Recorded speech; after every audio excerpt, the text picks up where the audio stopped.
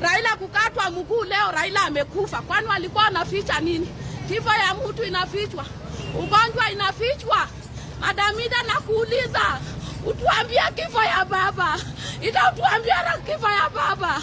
Hatutakubaliana na wewe mama yetu. Ulituambia baba ameenda India kuogelea, baba ameenda kupumzisha akili. Kenya ilikuwa imejaa maneno mengi. Inafuata aje leo baba amelala? Inafuata aje leo Raila yuko? Baba leo hayuko aje? Hapa tutaelewana na wewe. Jana juzi Obura aliongea ati baba anaingia leo. Baba anaingia leo Siaya. Mkutano iko Siaya.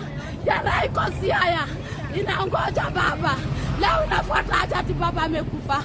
Raila amekufia nani? Raila ameua nani?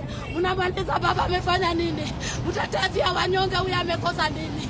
Baba amekosa nini ambapo sasa wanamfanya hivi? Kwa nini mnamaliza baba? Kwa nini hamkutuonyesha hata siku moja? Tuone baba ndio huyu amelazwa. Bibi yake alisema vizuri baba ni mzima.